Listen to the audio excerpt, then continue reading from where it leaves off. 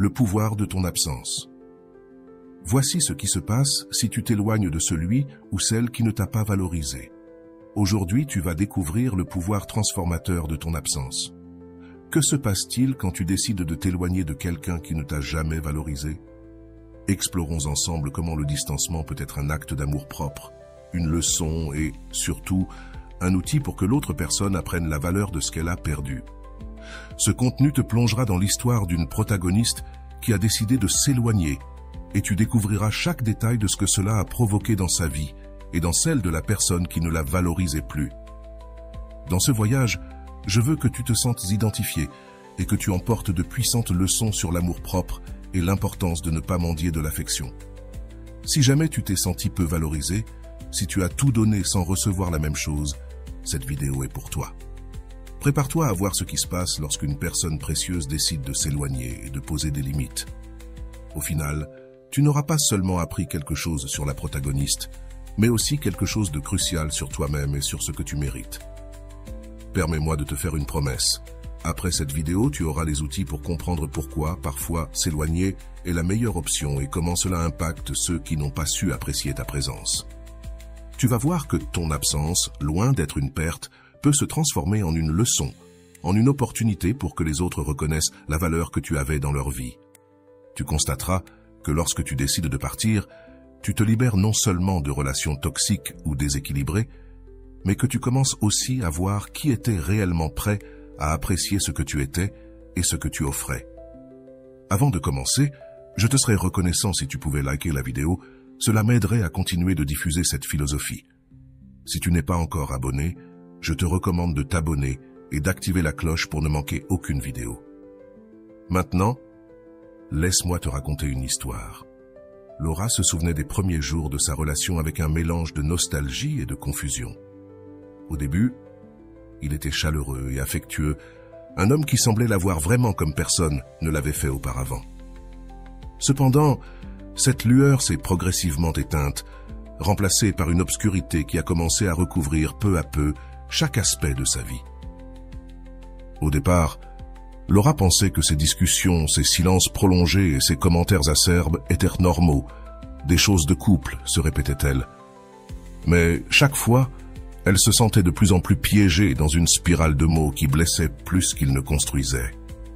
La relation devenait quelque chose d'étrange et épuisant. Il y avait des nuits où, après une longue journée de travail, elle rentrait chez elle avec l'espoir de trouver un peu de paix. Mais au lieu de cela, elle se retrouvait face à des regards froids et des silences qui faisaient plus de mal que n'importe quel cri. C'était comme si un mur invisible se dressait entre eux, une barrière qui l'éloignait chaque jour un peu plus de cette version d'elle-même qui avait jadis été heureuse. Lui, de son côté, était un expert pour lui faire douter de chaque pas qu'elle faisait, de chaque décision qu'elle prenait. « Pourquoi dois-tu être si sensible ?» lui disait-il chaque fois que Laura osait exprimer ses sentiments. Ces mots résonnaient profondément, plantant la graine d'une insécurité qui s'étendait comme une mauvaise herbe, étouffant tout vestige de confiance en elle. Avec le temps, Laura a commencé à se demander si elle valait vraiment la peine d'exprimer ses émotions, si elle n'était pas trop comme il avait l'habitude de le laisser entendre. La relation qu'elle avait tant désirée était devenue un fardeau qui la faisait se sentir de plus en plus petite et moins significative. Il y avait des moments où elle essayait de remédier à la situation, cherchant à résoudre les disputes et à trouver un équilibre. Mais chaque tentative était accueillie avec indifférence, ou pire encore, avec un ton de supériorité qui lui faisait sentir qu'elle échouait, qu'elle était celle qui ne comprenait pas comment fonctionnaient les relations. Peu à peu, elle s'était habituée à céder, à réprimer ses propres désirs pour éviter les conflits constants qui semblèrent surgir de nulle part. Sa voix, ses désirs et même ses rêves avaient recommencé à s'éteindre dans cette atmosphère suffocante. Les choses ont commencé à l'affecter au-delà des murs de son foyer. Dans son travail, ses performances se sont détériorées, quelque chose qui n'est pas passé inaperçu aux yeux de ses collègues.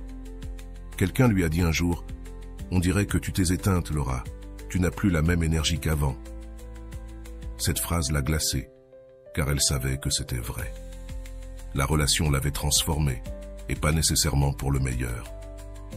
Il y avait des nuits où, seule dans sa chambre, elle se regardait dans le miroir et ne reconnaissait pas la personne qu'elle voyait. Son visage reflétait une fatigue profonde, comme si une ombre s'était emparée de son essence, lui volant la vitalité qu'il avait jadis définie. À la maison, la situation empirait. Il avait commencé à l'ignorer complètement, comme si sa présence n'était qu'un bruit de fond. Elle pouvait passer des jours sans qu'il ne lui adresse la parole, et lorsqu'enfin il parlait, c'était pour porter des jugements ou des reproches déguisés en conseils.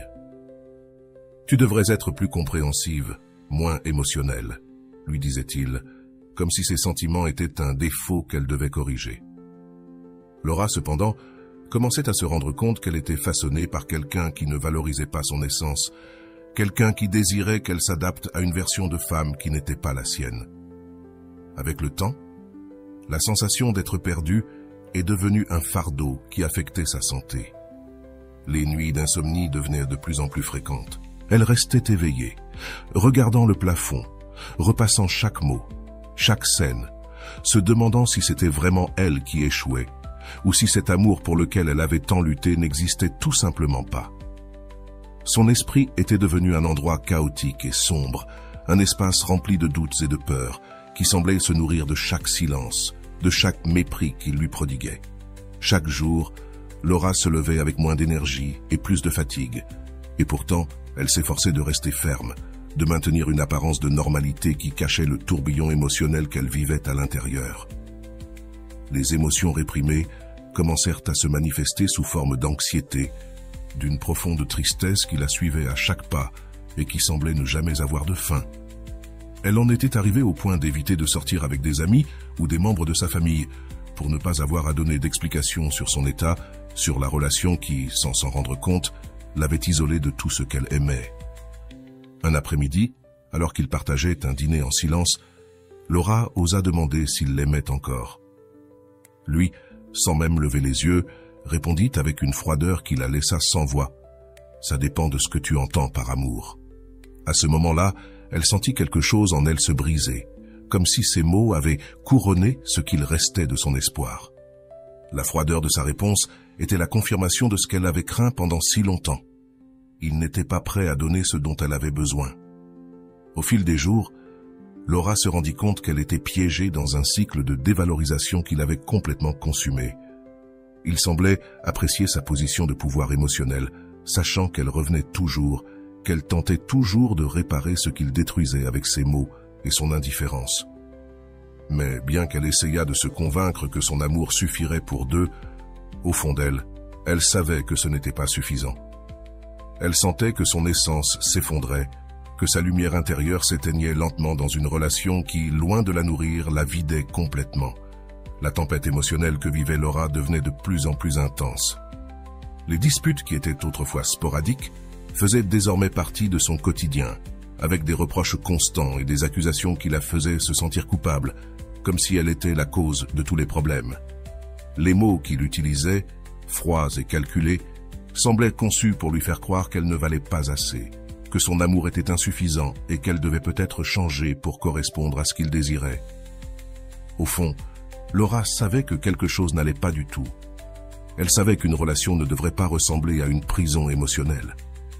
Mais la peur de le perdre la maintenait ancrée dans cette réalité. Elle pensait que peut-être, avec le temps, il changerait, qu'un jour, il verrait tout le sacrifice qu'elle faisait et qu'il l'appréciait. Cependant, chaque jour qui passait, cet espoir s'affaiblissait un peu plus, et le poids de la souffrance devenait de plus en plus insupportable. Laura ne perdait pas seulement sa sécurité, elle perdait sa paix, sa joie et même sa capacité à rêver. Chaque fois qu'elle tentait d'imaginer un avenir ensemble, elle ne voyait plus la même chose. Une vie où sa propre voix n'aurait pas sa place, où ses désirs seraient toujours en second plan. Laura savait qu'elle ne pouvait pas continuer ainsi, mais elle ne voulait pas non plus abandonner sans avoir tout essayé. Elle croyait que si elle faisait vraiment des efforts, si elle trouvait les mots justes et les actions adéquates, peut-être qu'il verrait ce qu'il perdait. Alors un jour, elle décida de lui préparer un dîner spécial. Après le travail, elle alla au marché et choisit soigneusement les ingrédients pour son plat préféré, se rappelant les fois où il avait mentionné combien il appréciait cette recette. Elle passa des heures à cuisiner, prenant soin de chaque détail. Elle mit la table avec des fleurs fraîches, alluma des bougies et mit de la musique douce, créant une ambiance qu'elle espérait propice à une conversation sincère. Quand il arriva, Laura l'accueillit avec un sourire nerveux mais plein d'espoir. Cependant, son expression était distante, à peine un éclat de surprise dans ses yeux avant qu'un soupir ne s'échappe de ses lèvres. « Encore avec tes dîners », dit-il. Sans grand intérêt, alors qu'il s'asseyait à table et commençait à manger en silence, les mots lui firent mal, mais il essaya de ne pas le montrer, essayant de ne pas laisser le moment s'effondrer complètement. Pendant le dîner, Laura essaya d'initier une conversation sur leur relation. « Je sens que nous avons été un peu distants. Peut-être pourrions-nous trouver un moyen d'améliorer les choses, de faire en sorte que cela fonctionne, dit-elle doucement, espérant une réaction qui montrerait un peu d'intérêt. Mais il hocha la tête sans quitter son assiette des yeux, murmurant un « oui, bien sûr », sans engagement. Le silence s'empara de la table, et Laura sentit une sorte d'angoisse envahir sa poitrine. Elle avait mis tout son cœur dans chaque détail, et tout ce qu'elle reçut en retour fut de l'indifférence. Cependant, elle décida de ne pas abandonner. Le lendemain, Laura prépara un petit voyage pour le week-end. Elle avait trouvé une offre pour une cabane à la montagne, un endroit calme, entouré de nature. Elle pensa que, loin des distractions et du bruit de la ville, ils pourraient peut-être se reconnecter, parler sans précipitation et se souvenir pourquoi ils étaient ensemble. Elle organisa tout en secret, préparant chaque détail. Un matin, alors qu'il dormait encore, elle lui prépara un petit déjeuner spécial et lui parla de ses plans avec un sourire plein d'espoir. Sa réponse fut un soupir de résignation. On ne peut pas simplement rester à la maison, toujours à se compliquer la vie. Bien qu'elle essaya de le cacher, Laura sentit ces mots la transpercer. Il accepta d'y aller, mais pendant le voyage, son expression était d'inconfort, comme s'il faisait un énorme effort pour l'accompagner. Ils arrivèrent à la cabane, au milieu d'un coucher de soleil doré, avec les derniers rayons de soleil teintant le ciel de couleur chaude. Mais malgré l'ambiance, il semblait juste agacé par le manque de réseau sur son téléphone. Cette nuit-là, alors que le feu crépitait dans la cheminée, Laura essaya de s'approcher de lui, mais il se contenta de s'asseoir devant la télévision de l'endroit, zappant sans aucun intérêt. « Nous pourrions sortir voir les étoiles », proposa-t-elle avec un sourire timide. « Ici, la vue est magnifique. » Il la regarda simplement et, avec indifférence, resta à sa place. Le froid de cette nuit semblait ne pas venir de l'extérieur, mais de la distance entre eux, une distance qui se sentait de plus en plus insurmontable. Malgré la déception, Laura ne se découragea pas. De retour en ville, elle décida de l'inviter à un atelier de couple qu'elle avait trouvé. Elle pensa que peut-être, si un professionnel les guidait, ils comprendraient l'importance d'améliorer les choses ensemble. Ils parlèrent pendant des jours du sujet, et bien qu'il paraisse quelque peu réticent, il finit par accepter de l'accompagner. Laura ressentit une étincelle d'espoir. Elle prépara tout pour assister à l'atelier, et ce jour-là, elle arriva tôt, l'attendant avec l'angoisse de quelqu'un qui mise tout sur une dernière chance. Cependant, il ne vint jamais. Laura l'appela plusieurs fois, mais il ne répondit pas.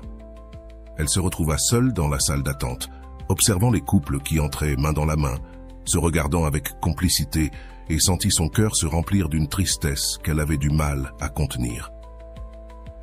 Quelques minutes plus tard, elle reçoit un bref message « Je ne peux pas y aller.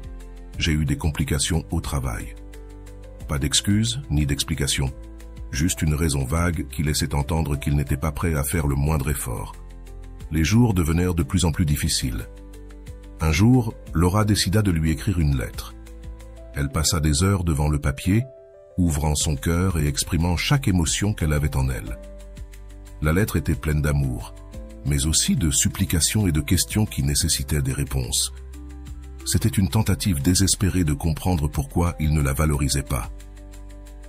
Lorsqu'elle lui remit finalement la lettre, il la mit dans sa poche et dit qu'il la lirait quand il aurait le temps. Ce fut la dernière fois que Laura tenta d'exprimer ses sentiments de manière si ouverte, mais les tentatives ne s'arrêtèrent pas. Une autre nuit, après une dispute qui l'avait laissée épuisée et les yeux pleins de larmes, Laura décida de lui préparer une surprise. Elle savait qu'il aimait le football, alors elle obtint des billets pour un match de son équipe favorite. Elle pensa que partager quelque chose qu'il appréciait pourrait les rapprocher. Elle arriva excitée avec les billets en main, espérant voir une lueur de gratitude dans ses yeux, mais sa réponse fut froide.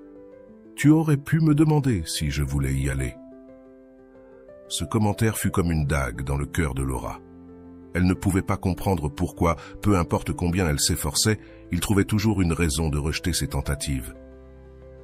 Malgré tous ses efforts, elle sentait que chaque tentative de sauver la relation l'éloignait davantage d'elle-même, de la femme forte qu'elle avait autrefois été. Des jours passaient à réfléchir à de nouvelles façons de raviver ce qu'ils avaient perdu, mais encore et encore, leurs tentatives se heurtaient à la même barrière d'indifférence. Il y avait des jours où la solitude était si intense que le poids sur sa poitrine devenait insupportable. Un jour, elle décida de préparer un album avec des photos et des souvenirs des moments heureux qu'ils avaient partagés, pensant que peut-être, en voyant ces instants capturés, il se souviendrait de ce qui les avait unis. Elle lui remit cet album un après-midi pluvieux avec un sourire qui essayait de dissimuler la peur d'une nouvelle déception. Il le prit avec désinvolture, à peine en train de regarder les premières pages avant de le laisser de côté. « Je ne vois pas le sens de cela », lui dit Laura sans le regarder dans les yeux. Chaque mot était un rappel que ses efforts étaient vains. Laura commença à se demander si c'était elle qui se trompait, si elle demandait trop.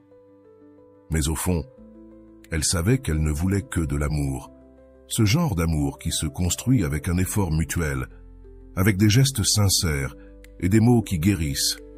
Cependant, chaque fois qu'elle tentait de construire cet amour, il le détruisait par son indifférence, et elle se retrouvait à ramasser les morceaux de son propre cœur, se demandant combien de fois encore elle pourrait essayer avant de se perdre complètement. Le jour arriva où elle organisa une soirée spéciale chez elle. Elle avait tout planifié, un dîner léger, sa musique préférée, une conversation sincère qui pourrait peut-être changer quelque chose dans leur relation. Lorsque lui arriva cependant, il remarqua les détails comme si l'effort de Laura était invisible. Elle essaya de garder son calme, attendant le moment approprié pour parler, mais quand elle osa enfin partager ce qu'elle ressentait, il lui dit simplement « Encore avec tes problèmes, tu n'es jamais contente, Laura. » Ces mots furent comme un coup final, comme la confirmation que, peu importe combien elle faisait, il ne serait jamais prêt à lui donner la place qu'elle méritait. Laura commença à noter en lui des signes presque imperceptibles au début, mais qui peu à peu devenaient plus évidents.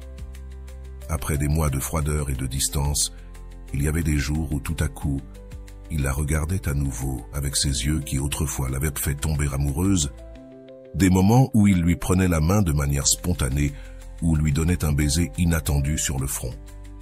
Ce sont des gestes qu'elle appréciait de tout son être et qui faisaient que son cœur se remplissait à nouveau d'espoir.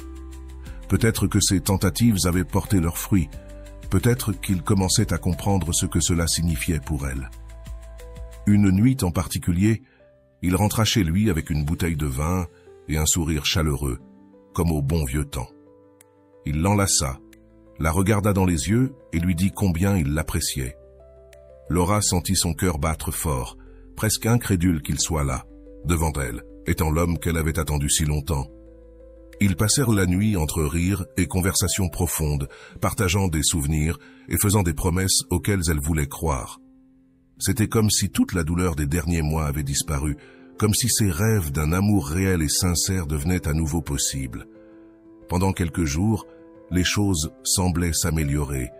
Il la couvrait d'attention, la surprenait avec des détails et organisa même une escapade pour le week-end.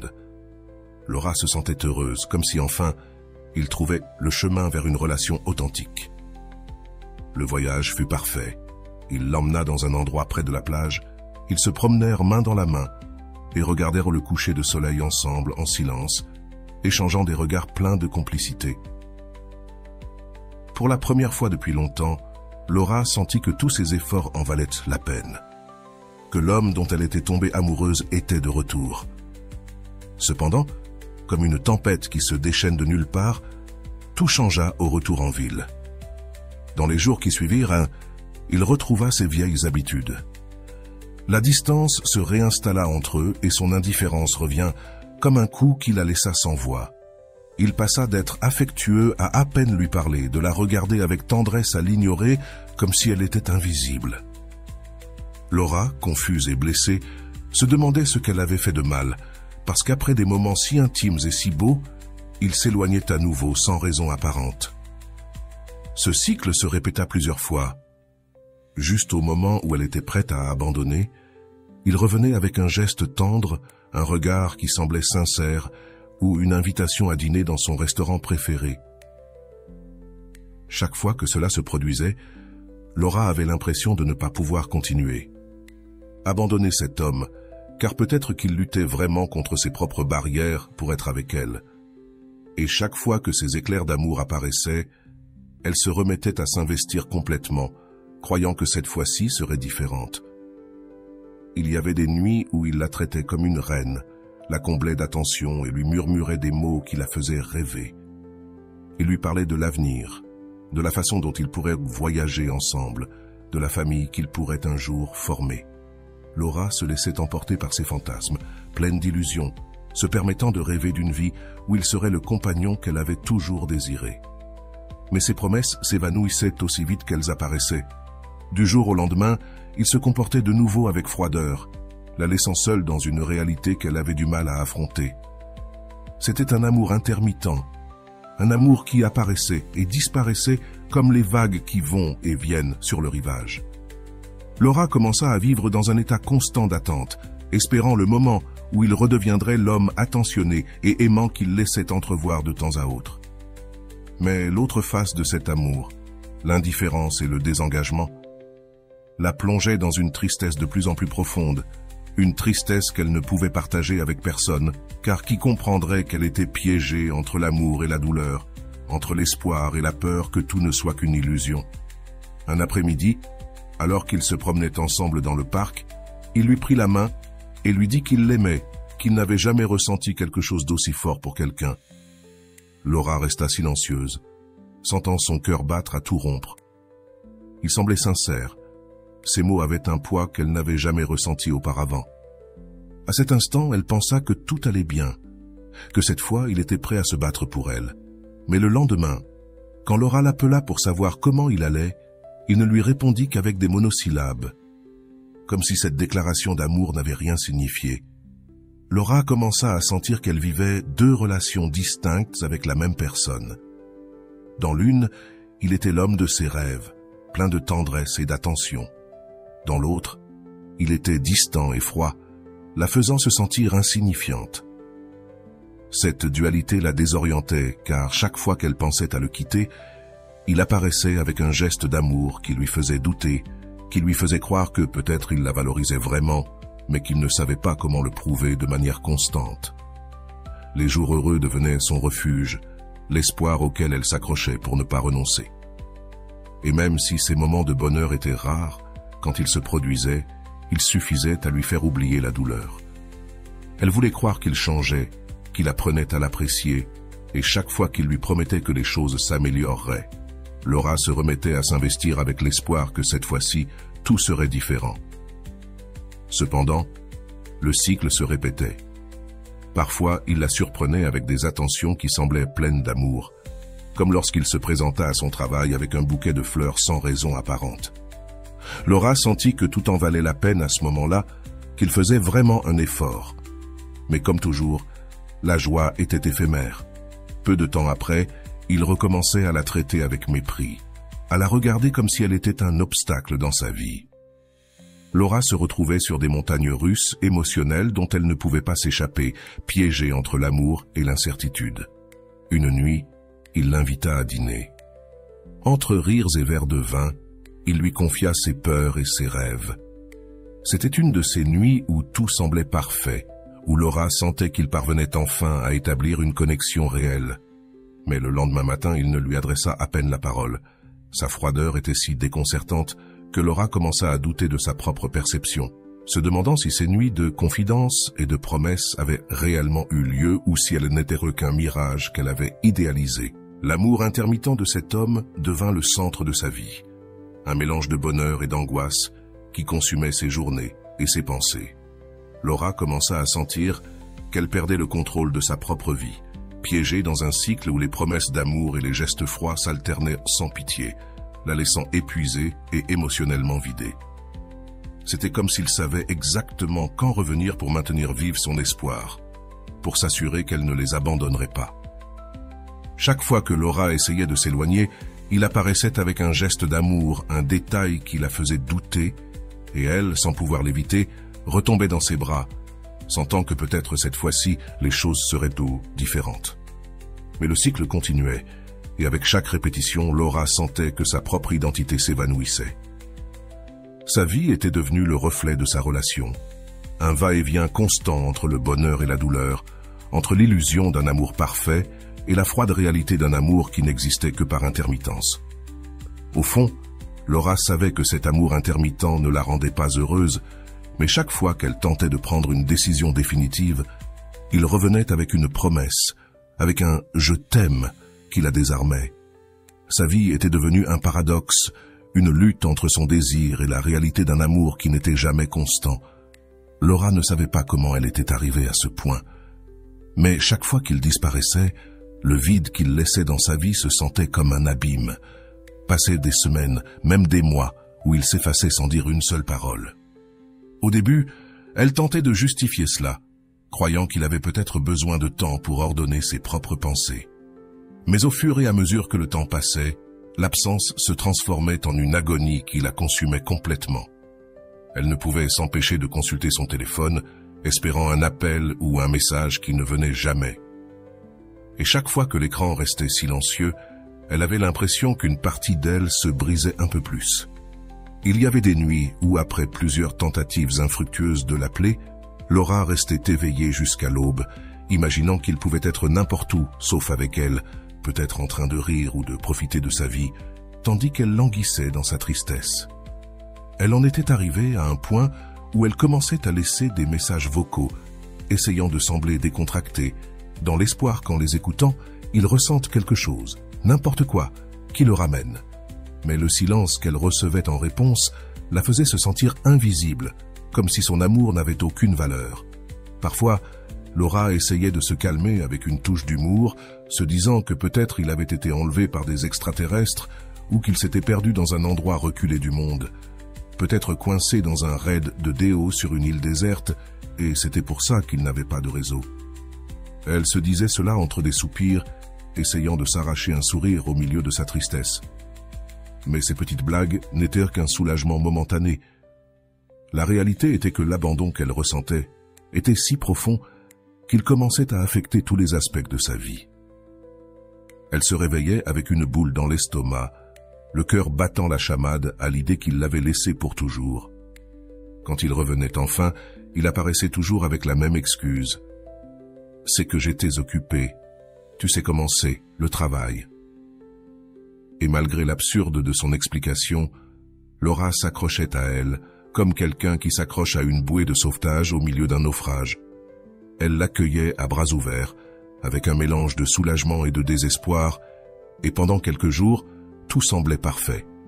Il redevenait affectueux, l'emmenait dîner, la faisait rire, et dans ces brefs moments, Laura se persuadait que toute cette souffrance avait valu la peine. Mais à peine commençait-elle à se détendre qu'il disparaissait à nouveau, la laissant une fois de plus piégée dans ce cycle interminable d'abandon et d'attente. Durant ces périodes d'absence, Laura ressentait un syndrome de sevrage si profond qu'il était presque physique. Son esprit se remplissait de souvenirs des moments heureux, comme si s'y accrocher l'empêchait de perdre la raison. Chaque recoin de sa maison lui rappelait quelque chose de lui. Chaque chanson à la radio semblait lui parler de son absence, et chaque couple qu'elle voyait dans la rue lui provoquait une douleur aiguë. Dans sa désespérance, elle commença à l'appeler plusieurs fois par jour, lui laissant des messages allant de la supplication à la colère, en passant par l'humour sarcastique, dans une tentative de faire face à la douleur, espérant que cette fois, il répondrait « Si tu n'es pas sur Mars avec Elon Musk », disait-elle en plaisantant, essayant de rendre l'absence plus supportable. Mais chaque appel sans réponse la faisait se sentir encore plus abandonnée. Un jour, elle en arriva à parcourir les lieux qu'ils avaient l'habitude de visiter ensemble, comme si le simple fait d'y être pouvait le faire apparaître soudainement. Elle marchait seule dans les cafés, les parcs et les coins de la ville, se sentant comme un fantôme dans sa propre vie, poursuivant des ombres qui la conduisaient toujours au même endroit. La même phrase se répétait sans cesse dans sa tête. Elle devait être forte, elle ne pouvait pas permettre que sa vie tourne autour de quelqu'un d'aussi inconstant. Mais quand il revenait, sa résolution s'effondrait. Il suffisait d'un appel de sa part pour que toute cette souffrance soit reléguée et pour qu'elle se remette à s'investir avec l'espoir que cette fois, il resterait. La douleur de l'attente commençait à se refléter sur son apparence. Ses amis remarquaient qu'elle avait perdu du poids, que ses yeux étaient éteints et que son rire n'était plus qu'un écho de ce qu'il avait été. « Tu es comme un zombie », lui dit une amie en plaisantant, mais Laura savait qu'il y avait une part de vérité dans ces mots. Elle se sentait épuisée, comme si chaque absence lui volait un peu de vie, laissant à sa place une version d'elle-même qu'elle ne reconnaissait plus. Un jour, désespérée de comprendre ce qui se passait, Laura décida de consulter une thérapeute. « C'est comme s'il était une drogue pour moi, comme si je ne pouvais pas vivre sans ces brefs moments de bonheur », confia-t-elle. La thérapeute lui confia, les larmes aux yeux, que sa relation était basée sur le renforcement intermittent, un cycle de récompense et de punition qui faisait que chaque moment heureux semblait plus précieux précisément parce qu'il était rare. Laura comprit ce qu'elle disait, mais elle ne pouvait s'empêcher de se sentir piégée dans ce cycle, incapable de le rompre complètement. Il y avait des jours où elle essayait de se convaincre qu'elle pourrait être heureuse sans lui, qu'elle devait se concentrer sur elle-même et sur la récupération de sa vie. Mais alors, comme s'il pouvait lire dans ses pensées, il réapparaissait avec un message plein de promesses, un étrange breuvage qui ravivait tous ses espoirs. Laura savait qu'elle tombait dans son jeu, mais son amour pour lui était si profond qu'elle ne pouvait l'éviter. Et ainsi, une fois de plus, elle le pardonnait, l'accueillait à bras ouverts et se plongeait dans cet amour par intermittence, dans cette addiction qui lui faisait plus de mal que de bien. Une nuit, après des semaines sans nouvelles de lui, Laura décida d'aller le chercher, le cœur battant et l'espoir brisé. Elle se rendit à son appartement et frappa à la porte avec insistance. Il n'y eut pas de réponse. Elle descendit les escaliers, espérant le trouver dans un café voisin. Mais elle ne le vit nulle part. Finalement, elle s'assit sur un banc dans le parc et commença à pleurer en silence, mêlant colère et tristesse. Au milieu de ses larmes, elle essaya de rire d'elle-même, disant à voix basse « Qu'est-ce que c'est, un feuilleton ?» Mais l'humour ne dura que quelques secondes avant que les larmes ne recommencent à couler. Chaque fois qu'il disparaissait, elle retombait dans le fond, plongée dans une tristesse qui semblait sans fin. Sa vie était devenue une série de cycles qui se répétaient sans cesse. L'attente, le désespoir, le retour, et puis l'abandon. Dans chacun de ces cycles, Laura sentait qu'une partie de son âme restait piégée dans les moments de silence, dans les nuits blanches et dans les messages sans réponse. Au milieu de sa souffrance et des cycles interminables d'abandon, Laura comptait sur l'amitié d'Andrés, un ami de toujours qui, sans le savoir, était devenu l'un de ses piliers les plus importants. Andrés était un homme chaleureux, de ceux qui ont toujours un sourire et une parole d'encouragement. Ils étaient amis depuis des années, partageant des confidences et des moments de complicité. Et au milieu de la tempête que vivait Laura, il était devenu son refuge, quelqu'un qui l'écoutait sans la juger et qui l'accompagnait dans ses pires moments. Chaque fois que Laura tombait dans l'abîme de l'absence de son partenaire, Andrés était là pour la soutenir, presque comme s'il devinait qu'elle avait besoin d'aide. Quand il la voyait abattue, il trouvait toujours une excuse pour l'inviter dans son café préféré, où il s'asseyait pour discuter pendant des heures. Lors de ces rencontres, Andrés parvenait à lui faire esquisser un sourire, à lui raconter une anecdote amusante ou à lui montrer les photos de son dernier voyage. Il savait qu'il ne pouvait pas faire disparaître sa douleur, mais par sa présence, il lui offrait l'espace pour respirer et se rappeler qu'il existait encore des moments de calme et des personnes qui la valorisaient réellement. Au fil des mois, Andrés observait avec inquiétude comment Laura se consumait dans cette relation intermittente qui lui faisait tant de mal. C'était douloureux pour lui de voir comment elle se donnait à un homme qui la laissait vide, tandis que lui, en silence, abritait un amour sincère pour elle, un amour qui avait grandi avec le temps, mais qu'il n'avait jamais exprimé. Chaque fois que Laura parlait avec espoir des moments heureux avec son partenaire, Andrés ressentait l'envie de lui dire combien il l'aimait, de lui avouer qu'il ne la laisserait jamais seule et qu'il était prêt à lui donner l'amour constant et sincère qu'elle méritait. Cependant, à ces moments-là, Laura ne voyait en Andrés qu'un ami cher, quelqu'un en qui elle pouvait avoir confiance, sans se douter de l'amour qu'il gardait en lui. Quand elle pleurait sur son épaule, parlant de la façon dont son partenaire la faisait se sentir invisible, Andrés l'écoutait avec patience, caressant son dos avec tendresse, cachant la tristesse et l'impuissance qu'il ressentait dans ses gestes d'affection. Dans chaque mot de réconfort, Andrés essayait de lui montrer l'amour qu'il avait pour elle, espérant en silence qu'un jour, elle se rende compte de ce qu'il ressentait vraiment. Dans l'une des nombreuses occasions où Laura alla chercher du réconfort, Andrés l'accueillit avec une tasse de thé chaud et un câlin.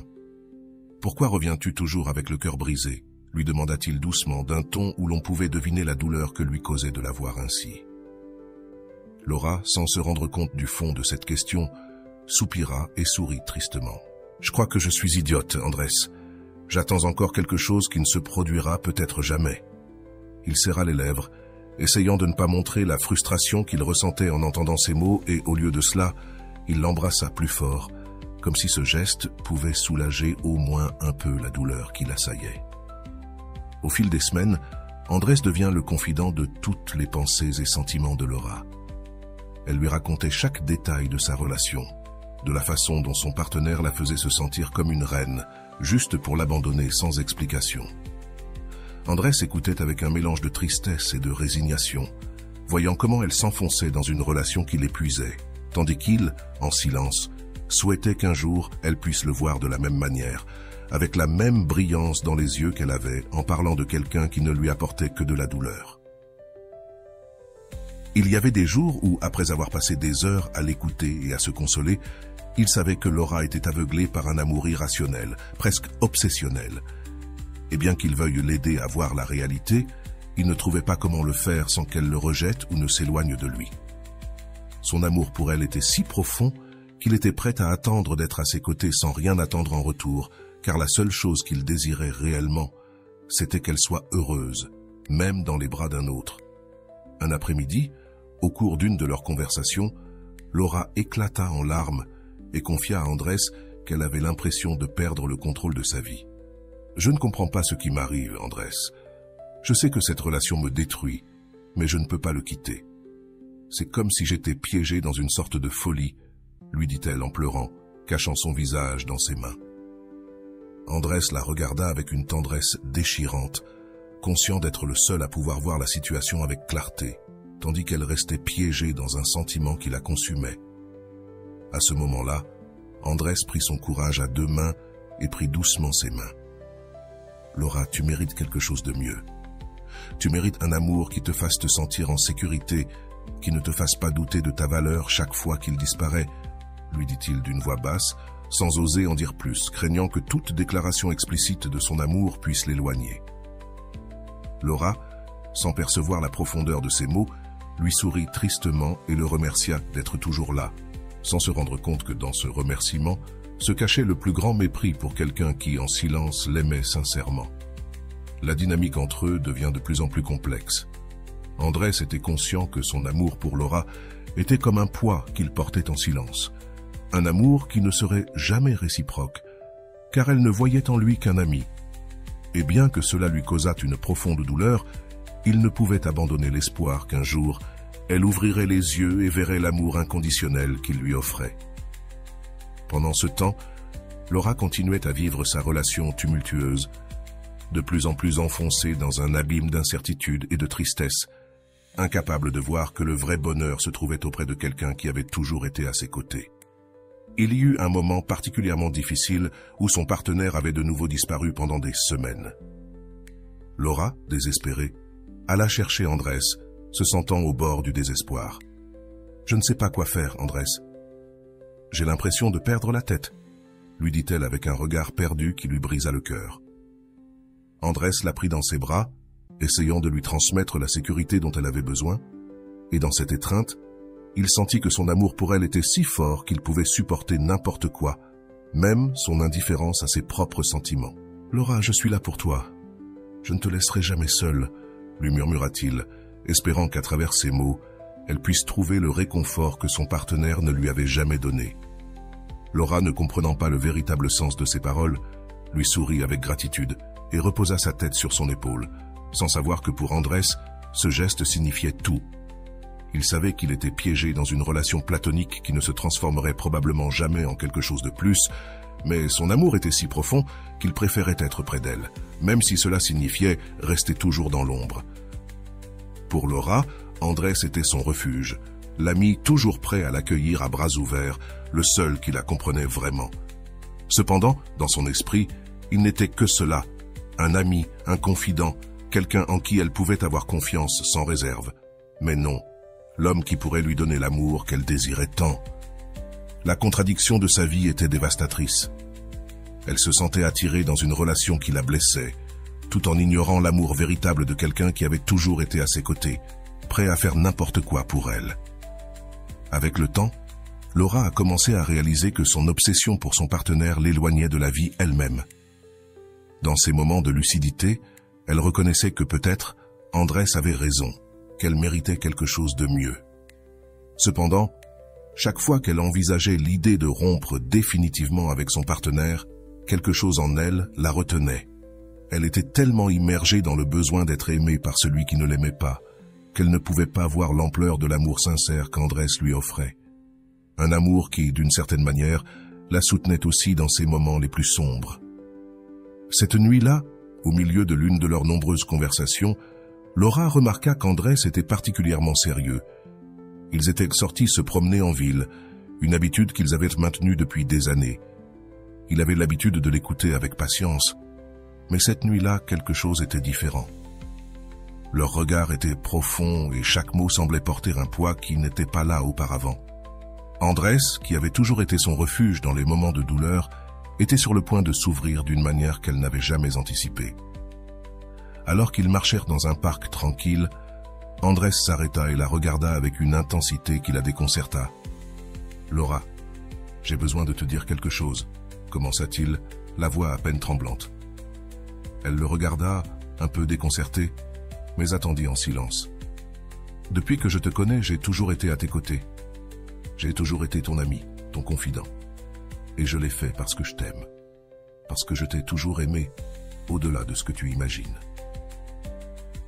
Laura sentit un léger frisson en entendant ces mots, et pour la première fois, elle remarqua l'éclat de tristesse et d'amour dans ses yeux. Andrés continua comme s'il avait attendu ce moment pendant des années. « J'ai été celui qui a été là pour toi, qui a ramassé tes morceaux chaque fois qu'ils se brisaient, celui qui a essayé de te faire sourire quand tu ne le pouvais plus. Laura, j'ai été à tes côtés non seulement en tant qu'ami, mais aussi comme quelqu'un qui t'aime vraiment. » Chaque mot sortait avec douleur, mais aussi avec une douceur que seule une personne profondément amoureuse pouvait exprimer. Je n'ai jamais osé te dire cela avant, parce que je ne voulais pas te perdre, parce que je préférais être ton ami plutôt que de risquer de ne plus t'avoir dans ma vie. Mais je ne peux plus rester silencieux. Te voir blessé, te voir souffrir, me détruit. Laura, choquée, ne savait pas quoi répondre. Son cœur battait avec force, et dans son esprit, les mots d'Andrés résonnaient avec une mixture de surprise et de confusion. Il continua à parler, lui expliquant comment son amour avait grandi avec les années, comment il avait vu en elle la femme avec qui il rêvait de partager sa vie. Tu mérites un amour qui ne te fasse pas de mal, quelqu'un qui ne disparaisse pas, quelqu'un qui soit toujours prêt à se battre pour toi, et j'ai toujours été cette personne. Laura, pendant un instant, regarda Andrés en silence, ne sachant pas comment répondre. Elle ne pouvait pas nier que ces mots la touchaient, qu'une partie d'elle ressentait une profonde gratitude pour tout ce qu'il avait fait. Cependant, la confusion et le chaos provoqués par son obsession maladive la maintenaient piégée, comme si elle était dans une bulle d'autodestruction dont elle ne pouvait s'échapper. Finalement, avec une froideur qu'elle n'aurait jamais imaginée, elle prononça les mots qui détruiraient Andrés pour toujours. « Je n'ai jamais demandé cela. » Les mots tombèrent comme une pierre entre eux, remplissant l'air d'un silence lourd et douloureux. Andrés la regarda, incrédule, ses yeux reflétant la tristesse et l'amour qu'il avait gardé en lui pendant des années. C'était comme si tous les efforts, toute la patience, chaque geste d'affection et chaque mot d'encouragement qu'il avait eu pour elle ne signifiait rien. La phrase de Laura était un déni brutal de tout ce qu'il avait construit en silence, un déni d'un amour qui avait grandi au fil des ans. Andrés sentit le sol s'effondrer sous ses pieds, et à cet instant, il comprit que son amour, aussi sincère qu'il fût, ne signifiait rien pour elle. Il l'avait soutenue dans ses moments les plus sombres, l'avait protégée, avait été là quand personne d'autre n'était prêt à l'écouter. Et pourtant, elle le voyait comme quelque chose qu'elle n'avait jamais demandé ni désiré. La froideur de ses paroles, le manque de reconnaissance pour tout ce qu'il avait donné, fut le coup de grâce. Sans rien dire, Andrés hocha lentement la tête, essayant de contenir les larmes qui menaçaient de jaillir. Imaginant ce moment de mille manières, elle ne pensa jamais que cela se terminerait ainsi.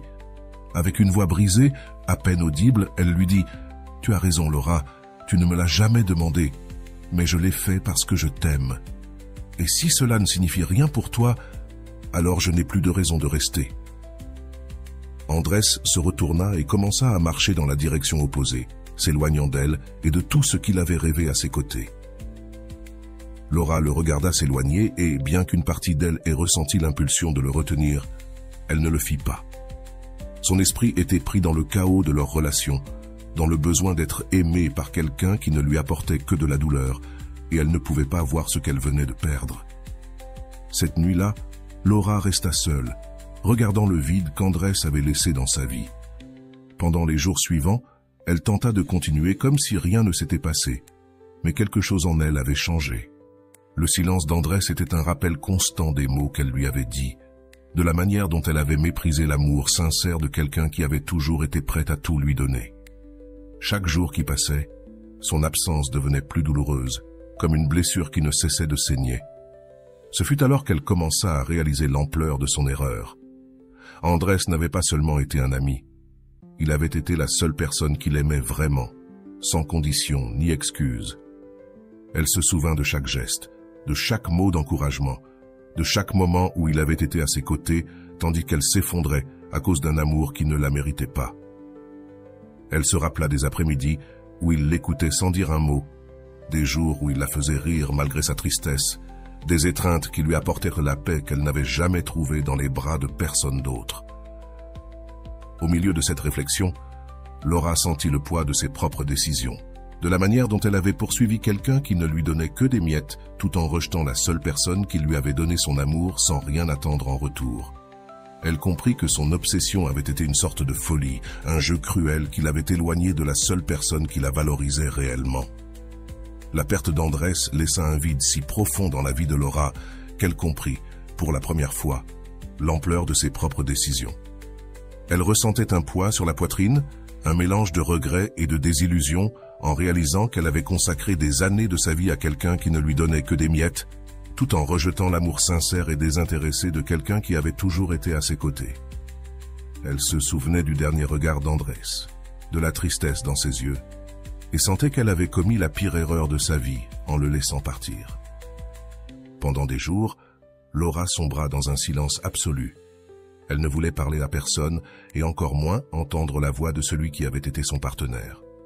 Cette voix qui auparavant la faisait courir au téléphone pleine d'espoir, mais qui maintenant lui semblait vide et dénuée de sens. Dans son esprit, les mots d'Andrés résonnaient encore et encore, lui rappelant qu'elle méritait quelque chose de mieux, qu'elle avait droit à un amour qui ne la fasse pas douter de sa propre valeur. Et pour la première fois, cette pensée la remplit d'une force inattendue, d'une clarté qui la poussa à agir. Laura commença à effacer les photos qu'elle avait de son partenaire sur les réseaux sociaux, supprimant chaque image qui la liait à un passé de douleur et de dépendance. Elle désactiva les notifications de ses messages, décida de ne plus repasser par les endroits où il travaillait ou qu'il fréquentait, et élimina tout vestige de leur relation qui pourrait lui rappeler l'amour maladif auquel elle s'était accrochée. Elle savait que cette décision lui ferait mal au début, que ce serait difficile de lâcher cette nécessité qui l'avait tenue enchaînée si longtemps. Cependant, chaque action, chaque pas qu'elle faisait pour se libérer de lui, la faisait se sentir plus légère. Comme si, avec chaque souvenir effacé, elle récupérait une partie d'elle-même. Cet acte de disparition n'était ni planifié ni recherché. Il se produisit simplement. Sans lui dire un mot, sans lui envoyer un dernier message, Laura se retira, laissant derrière elle tout vestige de son ancienne vie, comme si cette relation n'avait jamais existé. Il n'y avait plus d'appels insistants, ni de messages pleins de supplications. Pour la première fois en des années, Laura se permit de garder le silence, de fermer cette porte sans avoir besoin d'explications ni d'adieu. Au fur et à mesure que les jours passaient, Laura sentit une paix étrange mais réconfortante commencer à s'installer dans sa vie. Elle se consacra à elle-même, à retrouver les rêves qu'elle avait laissés de côté, à se reconnecter avec ses amis qu'elle avait négligés à cause de sa relation toxique. Elle recommença à lire, à sortir se promener sans but, à profiter des petites choses qui auparavant lui semblaient insignifiantes. Dans ce silence, dans cette absence qu'elle avait choisie pour elle-même, elle a commencé à redécouvrir la femme forte et pleine de vie qu'elle avait été autrefois. Cependant, son partenaire n'a pas tardé à remarquer le changement. Au début, il a été surpris par le silence de Laura, intrigué de ne pas être recherché, de ne pas être contacté comme elle le faisait habituellement chaque fois qu'il s'éloignait. Au fil des jours, il a commencé à vérifier ses réseaux sociaux et à remarquer que les photos d'eux avaient disparu, qu'il n'y avait plus de publications mentionnant leur relation. En réalisant que Laura était réellement partie, il a ressenti une étrange gêne, un vide qui le contraignait à penser à elle plus qu'il ne voulait l'admettre. L'absence de Laura, loin d'être un soulagement, est devenue une ombre qui le poursuivait constamment. Il se rappelait les moments où elle le cherchait avec insistance. Comme toujours, elle était prête à le pardonner et à lui donner une autre chance, peu importe combien de fois il la décevait. Maintenant, cette constante n'était plus là, et pour la première fois, il a ressenti le poids de ce que signifiait vraiment la perdre. Il avait l'impression que sa vie, autrefois tranquille et sûre, commençait à vaciller face à la possibilité que Laura ne revienne pas. Après des semaines sans nouvelles d'elle, le vide est devenu insoutenable. Il a décidé de la chercher, convaincu que cette fois serait différente, qu'il lui prouverait qu'il avait changé, qu'il comprenait maintenant la valeur qu'elle avait dans sa vie. À chaque tentative de la contacter, chaque appel sans réponse, son désespoir grandissait, car Laura n'était plus la femme qui attendait anxieusement son retour. C'était lui qui aspirait à une opportunité, une réponse qui lui permettrait de retrouver ce qu'il avait perdu. Au milieu de son repentir, il se souvenait de tous les moments où elle avait été à ses côtés, attendant un amour qu'il ne lui avait jamais donné. Maintenant, il comprenait la douleur qu'il lui avait causée et se rendit compte qu'il l'avait prise pour acquise, qu'il avait joué avec son amour sans se soucier des conséquences. Dans son esprit, le poids de ses erreurs devenait insupportable et, pour la première fois, il comprenait ce que signifiait manquer quelqu'un qui était vraiment parti. La douleur de la perte d'Andrés restait présente dans la vie de Laura comme une ombre persistante. Bien qu'elle ait réussi à retrouver un peu de paix en se libérant de la relation toxique avec son ex-partenaire, l'absence de son ami, de cet amour sincère qu'elle avait rejeté, lui rappelait les conséquences de ses propres décisions. Elle ressentait un ressentiment latent envers son ex-partenaire, qu'elle blâmait dans son cœur pour l'avoir aveuglé, pour lui avoir fait perdre quelque chose d'aussi précieux. Mais cette fois, Laura ne comptait pas faire marche arrière. Elle savait que retourner à ce passé serait se trahir elle-même et perpétuer le cycle de douleur et de dépendance. À chaque message qu'il lui envoyait, chaque tentative de contact, Laura devenait plus hermétique, plus déterminée à protéger sa paix. Elle avait trop souffert de désillusion et n'était plus prête à ouvrir la porte à quelqu'un qui l'avait tant blessée. Elle ignorait les appels, supprimait les messages sans même les lire et renforçait sa résolution de couper tous les liens avec cette relation qui ne lui avait apporté que souffrance. Cependant, son ex-partenaire n'acceptait pas son silence, comme si l'absence de Laura avait réveillé en lui une désespérance incontrôlable. Il a commencé à la chercher avec une insistance qui, avec le temps, est devenue presque obsessionnelle. Ce qui avait été auparavant indifférence et détachement s'est transformé en une insistance maladive. Il a commencé à apparaître à son travail, à l'attendre devant chez elle, à lui envoyer des messages qui passaient de suppliques à accusations. Laura avait l'impression que tout ce qu'elle avait souffert se retournait maintenant contre lui, comme si la douleur qu'il avait éprouvée pendant des années lui était restituée avec la même intensité. La situation a commencé à atteindre des niveaux qu'elle n'aurait jamais imaginés. Au début, elle a essayé de gérer la situation seule, avec la même détermination qu'elle avait eue en mettant fin à la relation, mais elle s'est vite rendue compte que la situation lui échappait. Il refusait d'accepter qu'elle ne voulait pas revenir, que sa décision était définitive, et son insistance était devenue une sorte de menace constante qui la faisait se sentir vulnérable dans son propre environnement. C'est alors qu'elle a décidé, avec douleur et fermeté, de demander de l'aide à la justice, comprenant qu'elle devait se protéger et mettre une limite définitive. Le processus n'a pas été facile. Laura se sentait exposée, comme si l'histoire de sa souffrance devenait maintenant un sujet public, mais elle savait que c'était nécessaire. Elle avait passé trop d'années à supplier attention et amour, et maintenant, elle comprenait que sa paix valait plus que n'importe quelle apparence ou peur du jugement des autres. L'ordonnance de restriction a été le dernier clou dans le cercueil de cette relation, la dernière mesure pour sceller la fin d'une histoire qui, pour elle, représentait un chapitre sombre et douloureux de sa vie. Ironiquement, son ex-partenaire expérimentait maintenant la même douleur qu'il avait causée. Chaque message sans réponse, chaque tentative ratée de contact, chaque appel ignoré était un rappel de ce qu'il avait fait vivre à Laura. Elle voyait comment il passait de la supplication à la désespérance, comment il ressentait cette même anxiété et ce vide qu'elle avait supporté pendant si longtemps. Finalement, le silence et l'absence s'étaient transformés en son châtiment, en un retour de la même douleur qu'il avait semée. Ce qu'il n'avait jamais voulu donner à Laura, le respect, l'amour et la constance, il le désirait maintenant d'une manière presque pathétique, comme si le karma lui réclamait enfin la dette de chaque larme et de chaque nuit d'angoisse qu'elle avait souffert. Pour Laura, cela fut une expérience transformante. L'absence qu'elle avait choisie, le silence qu'elle avait imposé, la protégeait et, en même temps, lui enseignait une leçon puissante. Le pouvoir de son absence non seulement la libérait, mais constituait également le châtiment naturel pour ceux qui n'avaient pas su l'apprécier. Elle comprit que parfois, la meilleure façon de guérir une blessure est de laisser l'autre personne affronter les conséquences de son propre mépris. Ce réveil marqua Laura pour toujours. Avec le temps, elle fut capable de voir en rétrospective qu'elle avait perdu des personnes importantes parce qu'elle ne savait pas se valoriser elle-même et qu'elle avait mis son bonheur entre les mains de quelqu'un qui ne faisait que lui faire du mal. Cependant, elle comprit aussi que cette expérience l'avait fortifiée. L'amour propre qu'elle découvrit dans son absence était désormais son bouclier et son guide. L'histoire de Laura laisse une profonde réflexion. Parfois, l'absence de celui qui a été ignoré, de celui qui s'est donné sans réserve et a été méprisé, est le véritable châtiment pour ceux qui n'ont pas su apprécier ce qu'ils avaient.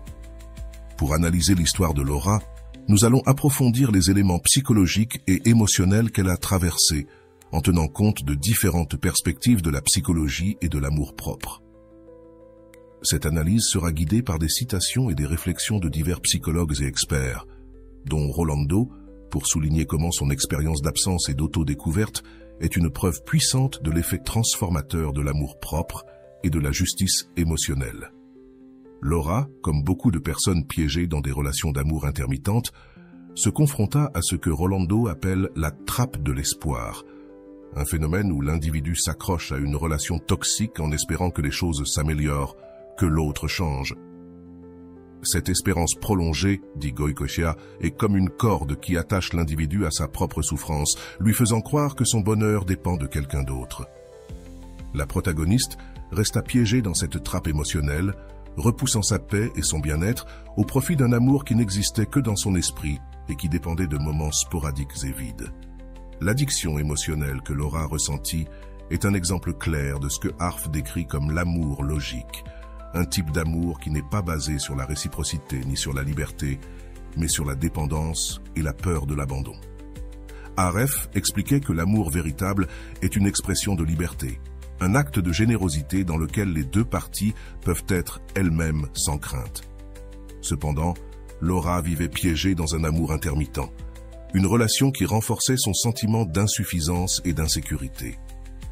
Ce type de relation est dévastateur car il perpétue l'idée que nous ne méritons l'amour qu'en petite dose, une mentalité qui, comme le souligne Rolando, érode l'amour-propre et pousse l'individu à accepter moins que ce qu'il mérite vraiment. L'apparition d'Andrés dans la vie de Laura représenta une opportunité de redécouvrir la valeur de l'amour sincère et constant, un amour basé sur la réciprocité et le respect. Cependant, en rejetant l'amour d'Andrés, Laura montra un aspect commun dans les relations toxiques. L'incapacité de valoriser l'affection authentique lorsque nous sommes émotionnellement captifs de quelqu'un qui nous blesse. Comme le mentionnent Goico et Shea, l'amour sain est souvent confondu avec l'ennui lorsque nous sommes conditionnés au haut et au bas d'une relation toxique. Une déclaration qui reflète la difficulté de Laura à accepter un amour réel, tout en étant immergée dans son obsession pour quelqu'un qui ne l'appréciait pas. Au fur et à mesure que l'histoire avance et que Laura perd Andrés, elle expérimente une révélation douloureuse. Le véritable amour est constant et non intermittent. Cette révélation, bien que douloureuse, lui permet finalement de couper les liens avec son ex-partenaire et de découvrir le pouvoir de son absence. Le silence de Laura et son retrait définitif éveillent chez son ex-partenaire la réalisation du dommage qu'il lui a causé. Rolando soutient que l'absence est le langage de l'estime de soi, une déclaration qui, dans le cas de Laura, devient une réalité puissante. En disparaissant de la vie de son ex-partenaire, en cessant de chercher des réponses chez quelqu'un qui ne faisait que la blesser, Laura récupère sa dignité et, avec elle, un amour-propre qu'elle avait été contrainte de réprimer pendant des années. Enfin, le karma émotionnel, tel qu'il est expérimenté par son ex-partenaire, est une manifestation du cycle de la justice émotionnelle. Selon Goicoechea, ceux qui ne valorisent pas les personnes qui les aiment, tôt ou tard, feront face à l'absence de ces personnes comme une leçon. Dans ce cas, l'expérience de Laura nous montre que le pouvoir de l'absence n'est pas seulement un acte de libération, mais aussi une manière de rendre la leçon à ceux qui n'ont pas su apprécier ce qu'ils avaient. En décidant de rompre les liens et de fermer la porte à son passé, Laura établit une limite, ce qui est essentiel pour clore un cycle et avancer. Le parcours de Laura laisse une réflexion profonde sur le pouvoir transformateur de l'amour-propre et de la justice émotionnelle. En d'autres termes, comme le dit Rolando, parfois le véritable acte d'amour n'est pas de rester ni d'insister, mais de s'en aller en silence, laissant celui qui ne vous a pas valu vivre la vraie leçon, le vide de votre absence. Pour le public, cette histoire invite à réfléchir sur l'importance de reconnaître sa propre valeur et de ne pas accepter moins que ce que l'on mérite vraiment dans une relation. Pour conclure cette analyse, je voudrais vous inviter à réfléchir à ce que cette histoire vous a laissé. Vous êtes-vous déjà retrouvé dans une situation similaire? Quels sentiments ont résonné en vous à travers le parcours de Laura et son apprentissage? Partagez vos pensées dans les commentaires, car chaque histoire a le pouvoir d'enrichir et de guérir les autres. Et voilà. J'espère que vous avez trouvé beaucoup de valeur dans cette vidéo. Merci d'être resté jusqu'à la fin de cette vidéo. J'adore quand vous faites ça. Si vous en voulez plus, vous pouvez écrire en commentaire « J'en veux encore plus ». J'espère vous revoir dans une autre vidéo.